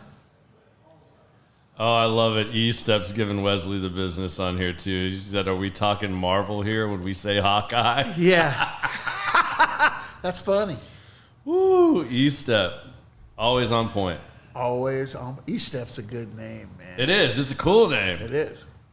You know what's funny? I've got to go digging through some stuff. Like, I have some of the coolest pictures. Like, Matt is one of the most photogenic people you've like, Biz, dude, you'd love shooting this dude. Like, you can take out a flip phone and take a picture of this dude, and it's going to turn out money. And he just does funny, goofy things, man. Like, I got a picture of him in my parents' backyard. I just saw this picture, like, not too long ago when I was going through some stuff. E-Step is coming, like, so my parents had this, like, hedge line that, like, blocked the, like, the pool equipment, right? Yeah. And so there's, like, little wood steps that went down, and they had this little, like, pergola little archway thing in between it and some lattice. Isn't it work on amazing in Ohio how they hide stuff? Oh, yeah. Yeah. This was in Texas, Oh, though. it's the same here, but they But, hide. you know, my dad's from Ohio, so, I mean, it's probably where he got the whole idea from. But Your dad's a good man. E-Step came through. I don't know where he found this, but he found, like, an Army bucket helmet. And it's like he's just popping out of this, like he's coming out of a rabbit hole through here. And one of us took a picture of this. Oh. And it's like, it's You one of the look like- funniest pictures. It's like, he looks like Gomer Pyle flying out of here. And it's classic E-Step. I mean, like, it still makes me laugh. It brings me back to good times. That's good. That's Yeah. why we're here, right? To Yeah. bring back the good times. Yeah. That's another thing people need to start doing. Think about all the times during the day that you have good moments. Everybody is in such a fucking hurry to fucking go buy the latest thing or freaking electric cars, shit like that, Tesla shit. Everybody's so wanting to fucking be the cutting edge and have the latest and greatest shit, they forget to live. And they forget to see the happy, great fucking things that happen every day in their life. Yeah, man, I love this post. I saw this post you posted up on there. And, like, You know what I'm saying? enjoy your cup of coffee. Yeah. Enjoy the sunset. Enjoy the it. sunrise. Because Enjoy- you know what? People don't do that anymore. No, and you don't know when your last one is. You know, how many times growing up did my old man, you know, we'd be working over at the barn or something. We'd be doing some shit. And he'd just stop. He'd go, hey, look at that sunset. You know? And we weren't overly religious or anything. And I go, yeah, God paints a pretty good picture, don't he, Pops? And he's like, yep. And here's another thing. My stepdad always insisted that I call him Steve. Right? Okay. He said, he goes, just call me Steve. I said, all right. And then when we had grandkids, we all started calling him Gramps. Hey, Gramps, what's up? Hey, Grampsy. And my phone, I still got his phone number to this day. It's Gramps. It says the Gramps. Yeah. Call it Gramps. But, you know, we were talking about college earlier. I want to bring this up. My niece, Marcy Coder from Cardington, Ohio, she had a full ride academic scholarship to Ohio State. Okay. Graduated in 3 years. All right. Badass. And she's like, Uncle Tommy, you were right. Learning all this stuff is one thing, but having experience is completely something else. And she said, she goes, it's weird. And she's smart. I mean, she's smart as hell. She goes, the experience that you have usually is completely opposite of what they teach you in school. I go, yeah, they only show you the good shit in school. They don't tell you how to deal with adversity. They don't tell you how to, handle shit. And there's all these separation things, whether it's race or sexual orientation or all this shit that separate Fit people. in this box. Yeah, fit in this box. You know what? Fuck the box, dude. I had the chief of naval the chief of naval operations put out a thing when I was a second class petty officer on the USS Denver, and we were on Westpac. And his words of wisdom were, challenge everything and think outside the box. And I got to thinking about that. And what he means is get uncomfortable. Because if you're comfortable, you don't learn shit. When you're uncomfortable, you learn everything. And you remember it because it makes you feel bad. All right? That's experience, people. That has absolutely fucking nothing to do with college education, upper level education, master's degree, doctorates. That has nothing to do with that shit. Get uncomfortable. So why do you think, so let's stay on this for a minute. All right, let's do this. Why do you think your generation, my generation, I feel like a good portion of my generation, I think there's a group in my generation that like didn't get this, but we were taught and we did that. We did that. Like that was part of growing up. Right. And then there's a certain point where everybody said like, nah, that's not right. Like, you know why? We want to make them comfortable. You want to know what my opinion on that is? Yeah, hold on. Give them everything. Why did we get away from that? Laziness. Laziness? All right. Everybody in our generation, 2 incomes, mom and dad working, both working. Mm-hmm. 2 incomes, right? What does that take away from? Child nurturement. Hey, you want this? Get your ass out and cut the grass. It's 108. I don't give a shit. We live in Texas. Get used to it. You know? Yeah. Football practice, you don't have a problem going to football practice when it's 108. Get your ass out there, fire that lawnmower up, cut that grass, make it look like I paid to have it done. Because I did pay to have it done. Yeah. And my kids learned that very early. All right? Society today has put up hurdles for people that want to succeed. Because it's easier to be somebody that follows the crowd than it is to tell everybody to fuck off and go do your own thing. All right? People can say whatever they want. They can say, oh, that's not true, or you're not nice. And I don't really give a fuck if you think I'm nice or not. That's the fucking way it is. All right? And if you ever work for me, you better do the fucking job. We can be nice. We can talk. We can be friends. We can be best friends. But if you don't do your fucking job, I'm going to have your ass for a hat. You know? People can't separate today. They don't know how to separate that shit today. They think, oh, we're buddies at work. We're buddies outside of work. I don't have to do anything. Bullshit. If you don't do anything, you're costing me money. All right? And if you start costing me money, you ain't going to be doing shit here anymore. If I don't get no return on investment or the buzzword, whatever the fuck it is that you're using today, you ain't going to work here. Yeah. And I like to break things down to simplest terms because it seems that that's the only thing people today understand. It's the only thing they hear. It's the only thing they hear. And you gotta use People talk and answer your questions just to answer them, and they listen to you to answer your question. They don't listen to you to hear what you're saying. Yeah. They listen to you to answer your question. Well, what if I don't have a question? What if I'm telling you you're fucked up and this is why? Oh, how do you know I'm fucked up? I've been around a while. I've seen it. I'm not saying this just out of bullshit. Or to be an asshole. Yeah, but I can be. I could be the greatest asshole in the world. Right? I don't believe you. Yeah, I can. Yeah, I can. And I'll be straightforward. I'll be nice about it. But like, hey, you're fucking up. What are you going to do to fix that? I used to have guys in the military all the time. They'd come up to me and they go, yeah, we fucked up. I'd make them come up with their own punishment. I'd make them come up with their own learning. You know, they called it punishment. I called it fucking extra military instruction. I called it training to a deficiency. Right? And people are saying, oh, that's such a freaking cliche. That's such a military word. Yeah, well, here's the deal. In the military, some of you people out there don't understand this. If people don't do their job, other people's fucking die.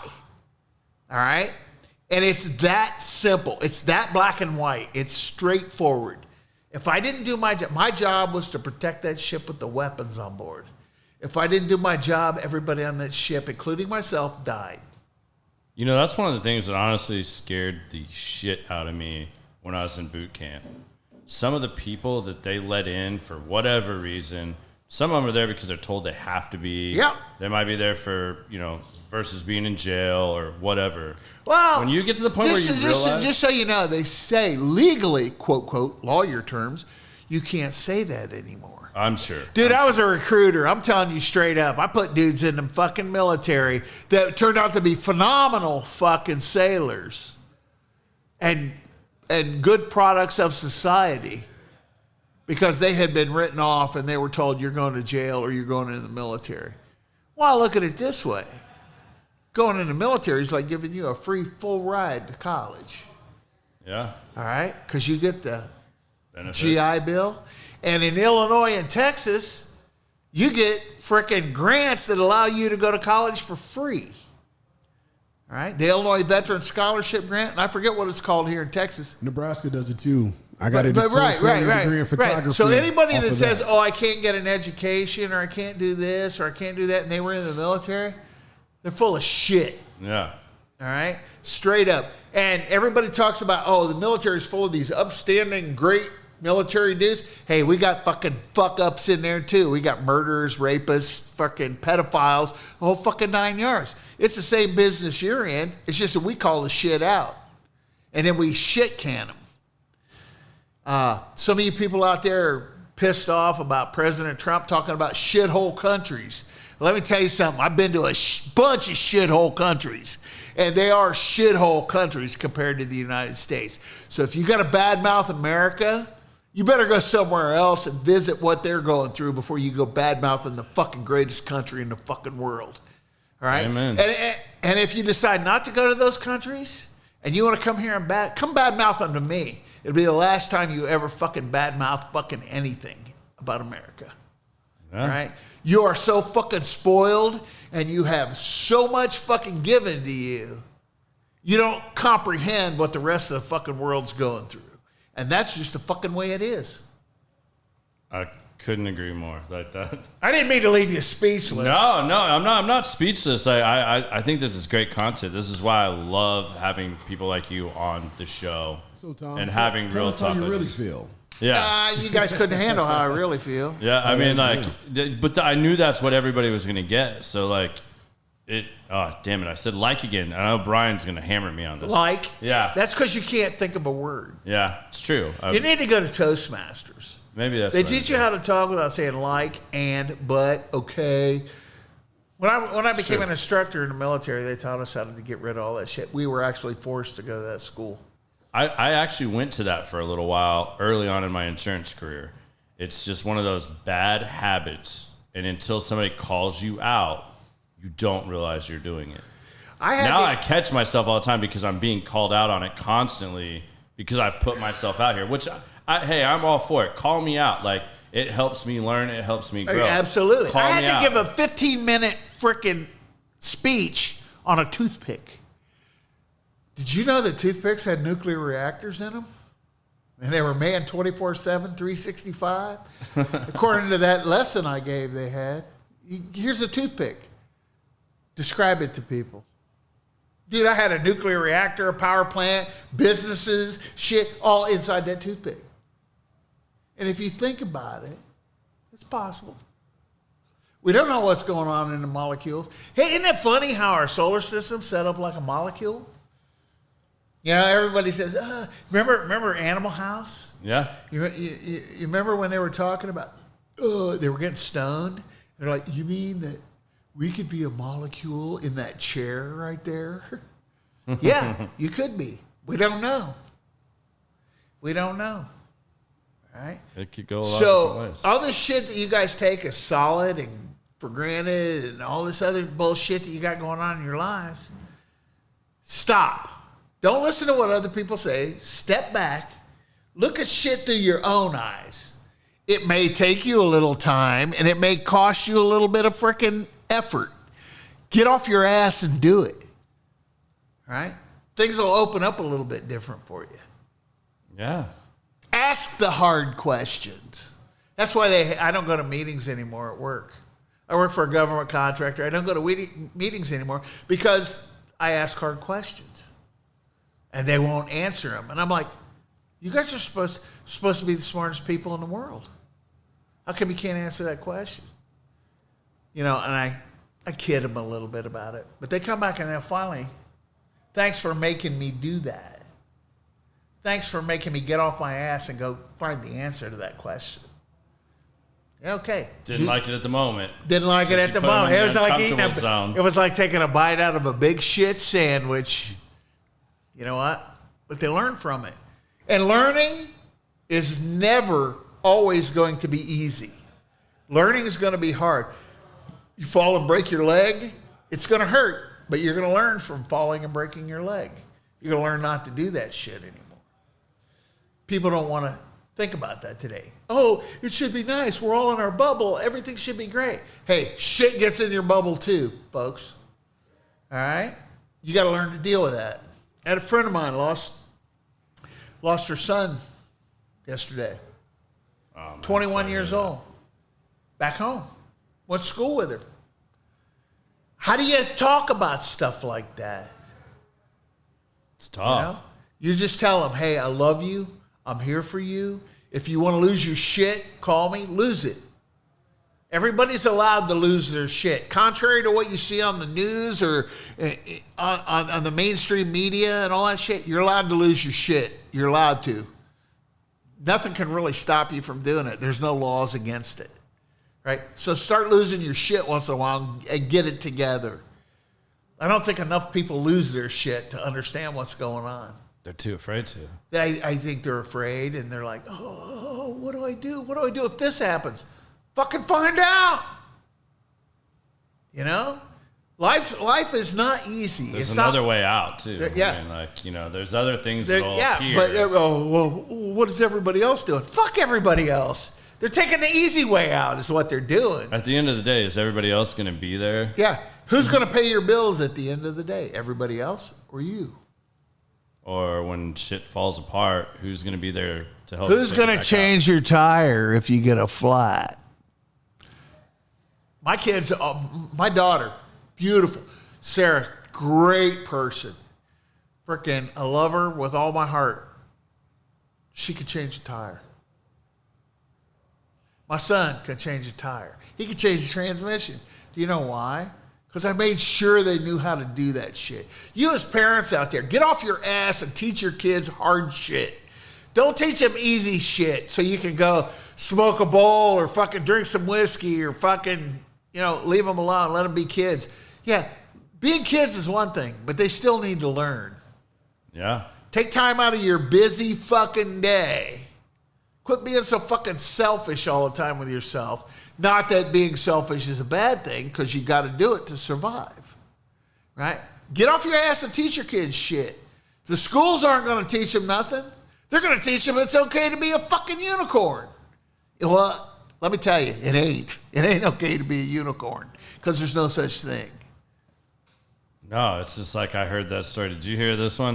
This will probably get you going. Did you hear about the one up in, like, I think it was McKinney, where the parents are like suing the school because their daughter identifies as a furry as a cat, and they want her to have a litter box. I thought that was in the fake. car. I thought it was bullshit too. I think those parents should be committed. Yeah, like you have to be crazy. So you want your daughter? You got to remember this. The craziest people you have ever known in your life are breeding and having children. Yeah, it's scary. All right, and they were crazy then. Do you think they've changed any? Some of them have, but the 90%, nah. It's run amok. Learn what you can when you can. We're not going to go out of our way to take away from our busy time or our chill time to teach you shit, because we're more concerned about us than we are about you. And you know what? I posted a thing today. You love this. You didn't follow the science. You followed the TV. If you're honest, you didn't follow the fucking science. People are too lazy to go look shit up. They're too lazy to go figure it out for themselves. it's easier to take what some fucking bubble-headed bleach blonde says at 5. You know, to quote Don Henley. You know, It's true.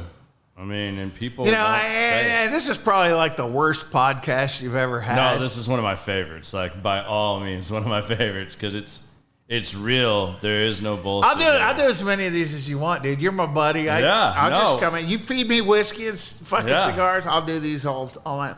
But you know what? People need to fucking wake up because there's no superheroes. Nobody's gonna come. Superman's not gonna come save your ass. All right? They're not gonna come save your kids. Get off your ass and teach your kids to survive. Teach your kids to not take shit from people. No, this is what I love. And you saying that, like, it brings back why I started doing this. Like, I sit and have these types of conversations with my friends. We haven't seen each other in 3 years. No. And we're like just it's yesterday. Like, and no one would never know. If you didn't say that, no one would know. We haven't seen each other in 3 years. We live 7 miles from each other. Not anymore. I moved since then. So, Yeah, so you didn't even know that. No. That just proves our point here. Where'd you move to? I moved to Plano. Oh, you suck. I got a little closer to everything. I'm in Plano now. But that's why I do this, because I felt like there was a lot of conversations I have with friends like you, with other people that I meet, other people I've been blessed to meet. And That's another thing. You said it right there. Blessed. Yeah. People forget to frickin' look at how they're blessed. You and I are blessed. We know each other. Look at Biz over here. He's like, man, this shit's cool. Yeah. But we're really blessed because we're real people and we talk about real shit. And that's what the big And thing is. I am the most politically incorrect motherfucker you'll ever meet in your life. I'll tell you that shit For right now. sure. I will Political say, correctness most I know. and wokeism is fucking weakness. And Biz, you I think you'll agree with this. I tell all these dudes at work, you know, they come in there and they're people of color. I said, if the only thing you have to bring to the table is the color of your skin, don't fucking come to my table. All right? Because if that's all you got, you ain't got shit. The one thing I noticed when I moved here is that everybody, it's going to be racist and all this other stuff. Like, nah, I think the only color I've ever had brought up to me so far is green. Yeah. How much money can we get together? I don't give a shit what you look like. Racism It's all about is money. a political word used to divide people. Biz, if you called me tomorrow and said, hey, man, I need a place to stay. My family, we got kicked out. Biz, come to my house. I met you today. Biz, come to my house. We good. We good. I'm bringing brisket. Yeah, hey, Biz. Oh, yeah, you're a black dude. Oh, hey. I don't give a fuck. You're polka dot. I don't give a shit. You know, people always say, oh, you're kind of racist, aren't you? I'm like, people don't realize that I have 2 African-American godsons. They don't comprehend that. One's a Marine, one's another guy. Their dad's a retired military guy. I love these boys like they're my kids. Now, would you guys both say, coming from, we're all from the Midwest. Right. Yeah. You know, and Omaha is still segregated. I don't care what nobody You're right. says. It's still But it different ain't us sections. doing it. No, it's not us. But your idea of different races, did it change once you hit the military? Because once you hit that... Dude, I got to tell you a story. I got to tell you everybody this was story. everybody. I went to a cultural awareness class. I had to for part of military leadership. Okay. And I'm sitting there. I'm the only white dude in the bunch. And I got 4 or 5 brothers there. I got some Oriental people there. And they're all telling me this one guy goes, I'm a red bone. And this other black guy goes, well, I'm a high yellow. I'm like, dude, I'm a fucking hillbilly from Ohio. I'm an American, right? I don't give a fuck what color you are. I don't care. Well, you know, the lighter skin you are, the higher you. And I'm like, dude, if the color of your skin is all you got to bring, don't come to the table, because I want substance. I don't want division. But understand, though, that comes from the division that was set in the community that they come from. Right. I That was the understand that division wholeheartedly. that was But what in I'm saying to what these they came people is the people that were teaching you that shit are dumb. That's all they got to fall back on. Get out there and be you. Be yourself. Nobody cares what color you are. Nobody cares. I mean, you could be a proud black man. You could be a proud white man. You could be a proud Asian man. You could be a proud Indian, American Native. You could be all that. But don't let that be your pinnacle. Let that be your basis for what you do, what you provide. We have some of the smartest people in the world that are slobbering on themselves sitting somewhere because they don't know how to communicate their brilliance to other people. All right? And we have people that can communicate their brilliance to other people and choose not to. Who choose not to because they want to fall back on color or religion or freaking belief. Okay, beliefs are great. You can have all the beliefs in the world. We all have beliefs. But what are you going to do when they prove them beliefs wrong? You got to be open to that. That's what I loved about the military. It didn't matter your background, your cultural, do the job. You remember when they came out with Don't Ask, Don't Tell? And the Navy didn't care, dude. We didn't care if you were gay. We didn't care what you were. If there's a fire on that ship, put the motherfucker out. That was it. We don't care who you sleep with or what you sleep with as long as it's not a kid. Yep. Right? We draw the line at children. All right? I don't care. And I have this conversation with my guys all the time. And I have friends from all races, all walks, all economic backgrounds. And I love every one of them because they bring something to the table. Same conversation we just had two podcasts ago. I know. I'm already thinking about this, like, depending on how we set this up, like, Tom might be the perfect person to have on this conversation. You and him and Darnell. Oh my God. I God. said with Darnell. Yeah, no, I know. This is a perfect example. But this is why I chose to do this. I didn't feel comfortable in my own writing skills, and I couldn't be committed to it and put out a blog every week. It's way easier for me to sit here and have conversations like this because this is what I do all the time. The thing that I hate more than anything in the world is people that think they're better than other people. I hate it. Yeah. You know what? Because I know what it's like to live on food stamps. Okay? Yeah. I know what it's like to eat that government cheese. And I think they ought to start selling that shit in the stores, dude, because it makes the best grilled cheese sandwich I ever had in my life. It does once you can cut through it. The initial cut. Now, you do need a saber saw. Yes, but after that initial cut, look out. You're good. You're good. Yes. But this is what I think is so amazing is you can pour a spirit of whatever choice said person likes Hey, to for drink. food stamps to millionaires, I got it all on my resume, boys. Yeah. It's, you know what? But the one thing that I know more than anything in the world, real people are real people.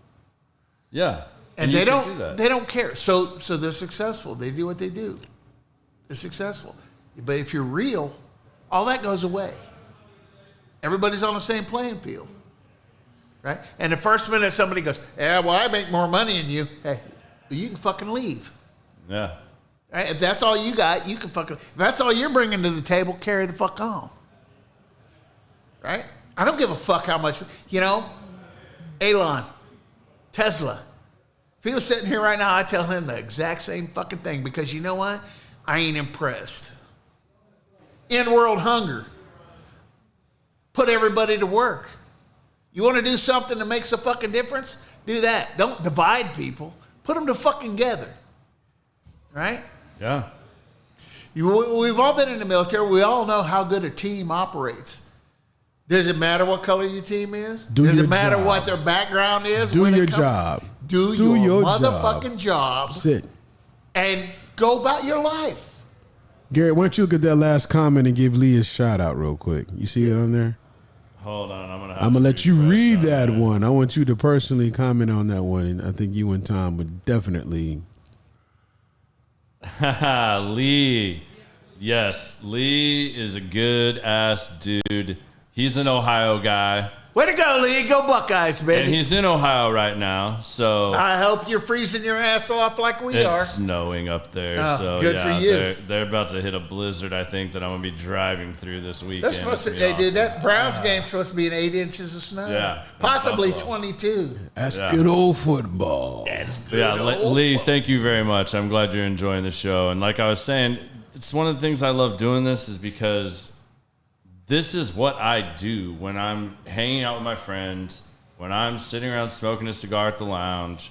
You know, the Frakes have created this amazing environment here, but I don't think enough people see, and I want people to see, we can talk about these things. You like know- Tom, and I'm not saying Tom and I agree on everything. No, we but- don't. And we probably That's the great don't. thing about it. But we're not going to lose sleep over it, and we're not going to not be friends because we don't agree. We can You know- have a conversation and move the fuck on. I can go, okay, well, I appreciate your perspective. That's not my perspective. You'll hear my perspective. It's not that it's going to change your perspective, and it doesn't have to. No. And so many people lose sight of that in today's world It's bigotry. that you can't It's have bigotry personified. Yeah, but you can't have a conversation and not agree, or even agree to disagree. But it's division. What? Go back to the definition of bigotry. You do not agree with someone or like them because of their views. That's Yeah. bigotry, right? Yeah, Right. So you got a different view. Biz has got a different view. But do I not like you guys? Yeah, I love you guys. All right. I can see your point of view. I can take that in. I can maybe learn from that. I can get something out of that. can learn from it. That's the whole purpose. These conversations. Everybody thinks that when allow they you get to our learn. age, you're done learning. Fuck that, dude. It's just starting. Yeah, You got more shit to deal with now than 20 years ago somebody our age had to deal with. People don't understand the definition of maturity. And what I've learned, and I have a son who's been in the Army, he's in at 12 years now, and he is not going nowhere until he gets done. But here's one thing I told him. I said, maturity sneaks up on you because what was important to you yesterday is not important to you today because you realize it was stupid. But it's not, it hit you at that time. When It you was great at that realize to time. yourself it was stupid, you don't have to admit that. No, it's just a Just lesson move learned. on. You mature, your priorities change, Take it Yes. in and you stride. never exactly. If you don't fail, you'll never know success. Failure is the greatest learning tool ever. But if you don't do, you don't fail. You don't. Right. gotta put yourself out And there. people, there are a lot of people that like to sit around and voice their opinions. And they haven't done shit. That's why I don't like critics. Critics is a person that can't do That's what I a do. job description, Exactly. right? It is that time. Our famous thing, how we wrap things up, and I'm doing it about 4 minutes early because I know this is going to be good. I know, I do too, and I want to make sure we leave enough time because Tom is definitely going to have some gold here. I feel like. All right, let's do So every show we end it with a question, it. All right. and the question is, and I'll give you the preface. You It's know, called- just ask the question. I don't need the give us your 2 cents, and this can be your 2 cents about whatever you want to say, whatever you feeling, whatever you're thinking. Maybe it's something from the show, and you want to voice your opinion about X, Y, Z. Just give us your 2 cents on something My 2 cents is this. that you want to leave everybody with. I want everybody to understand that your opinions are all valuable. All right? But unless you've gone out there and actually developed your opinion, or your opinion is based on somebody else, your opinions are like assholes. Everybody's got one and they all fucking stink. All right? End of discussion. I don't care if you've had it waxed. I don't care if you've had it bleached. It's shit comes out of it. All right? So if you have an opinion, make it a valid opinion.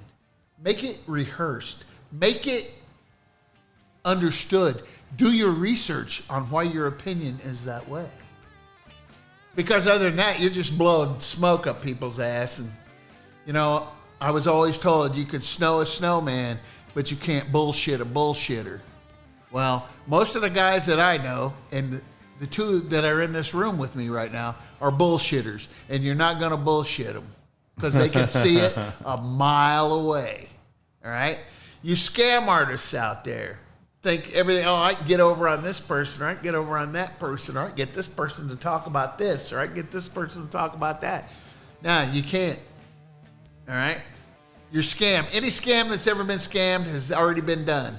You're just rebooting somebody else's bullshit. All right? Case in point, Bitcoin. Freaking, what's that shit called? Fake cryptocurrency. T. Boone Pickens said it best. You can't develop something from nothing.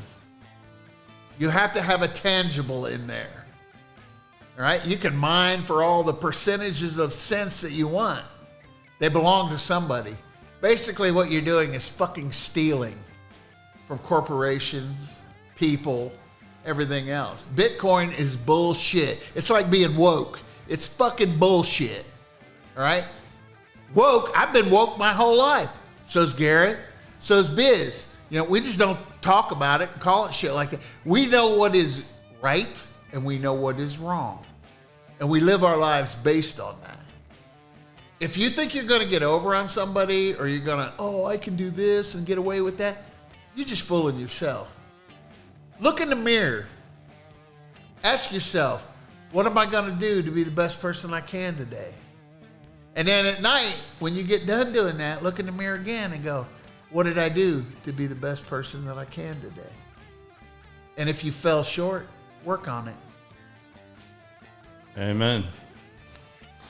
Tom, thank you, my friend. It's been a pleasure. We'll Dude, I love you, bro. You guys know. You guys, man.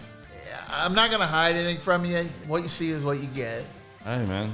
Right on. You know? That's all I need friends. Don't ask my opinion unless you really fucking want it, though. Yeah, don't listen to this show unless you really want to know what we talk about, because we just talk about This is stuff. great. Garrett, I'll come back with you and Biz and do this shit anytime you want. I appreciate it, brother. And we'll piss some people off and we'll make some people think. Hey, that's all we can do. If people learn one thing from this, hey, I'm happy. I achieved what I set out to do. There you go. And if I can help you do that, yeah, let's do it. We had candid conversation, and hopefully y'all learned something. So hopefully you guys will check us out again next week. I may or may not do something remotely. I have not decided yet. There will be, if there's not a show at the normal time next week, I will do something the following week after the holidays. We have a few more shows lined up for you guys before the end of the year. And then we'll take a little break over the holidays, and we'll be right back with you guys after the new year. So much love. Appreciate you guys. And thank you for all the support and tuning in. Before we sign off, I just want to tell everybody out there, Garrett, thanks for having me. Hey, man. And I'll come and do this anytime you guys want. And we'll sit there. And I hope everybody, I hope nobody was offended. But if you were, guess what? That's it. If you get offended, there's nothing after that. No. It's all up to you. If you're not offended and you like what I have to say and you want me back to do a couple more of these, let Garrett know. I'll come back. I don't have a problem with this. Yeah, fill the comments up. Y'all want to provide some topics and some questions? Drop them in my inbox. Shoot them over here. We'll make that happen. We'll talk about whatever you want. You may not like what you hear. You may not like what you hear, but we will give it to you. Absolutely. All right. Until next time, y'all be safe.